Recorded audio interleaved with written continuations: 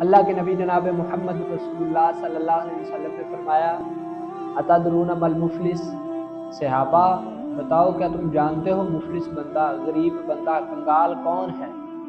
صحابہ اکرام رضوان اللہ علیہم اجمعین نے فرمایا المفلس فینا من لا درہم لہ ولا متاع، اے اللہ کے نبی صلی اللہ علیہ وسلم ہم میں سے غریب بندہ، کنگال بندہ، مفلس بندہ وہ ہے جس کے پاس درہم و دینار نہ ہو، جس کے پاس ساز و سامان نہ ہو، وہ ہم میں سے غریب ہے۔ اللہ کے نبی جناب محمد رسول اللہ صلی اللہ علیہ وسلم نے کیا فرمایا؟ آپ علیہ السلام نے فرمایا ان المفلس من امتی، میری امت کا مفلس بندہ، غریب بندہ وہ ہے یاتی یوم القیامہ، جو قیامت کے دن آئے گا، بصلاۃ و صیام و زکوٰۃ، بڑی بڑی نمازیں پڑھی ہوں گی، بڑے روزے رکھے ہوں گے، بڑی اللہ کے راستے میں خیرات کی ہوگی، صدقات و خیرات زکوٰۃ دی ہوگی، لیکن کیا ہوگا؟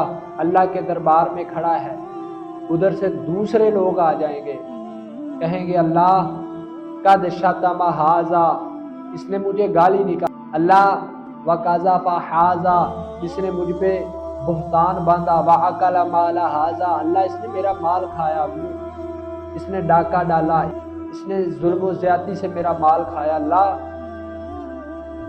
وسفک دم ھذا، ایک کہے گا اللہ اس نے میرا خون بہایا، ایک کہے گا وضرب ھذا، اللہ اس نے مجھے مارا، اس نے مجھے تکلیف دی، کیا ہوگا؟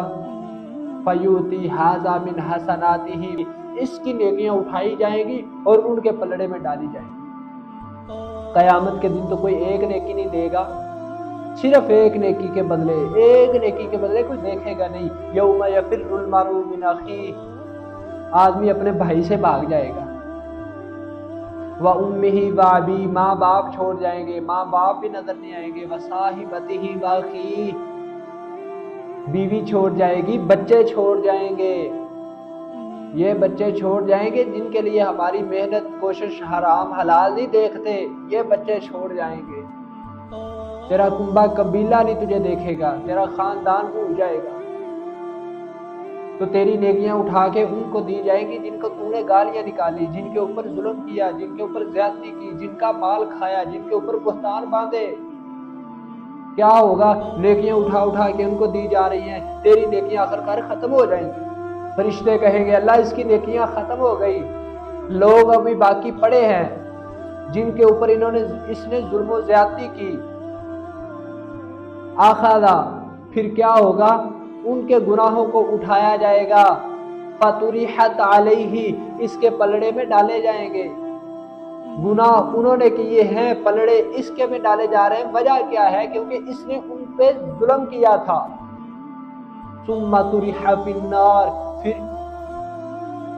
پھر اس کو جہنم میں ڈال دیا جائے گا۔ آپ علیہ السلام نے فرمایا میری امت کا غریب بندہ، میری امت کا کنگال بندہ، میری امت کا مفلس بندہ یہ ہے۔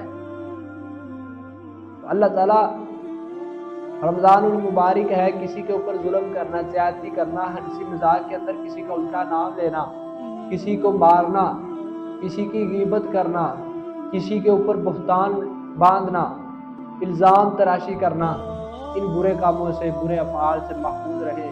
اللہ تعالیٰ ہم سب کا حامی و ناصر ہو۔ والسلام، میں ہوں آپ کا میزبان حافظ۔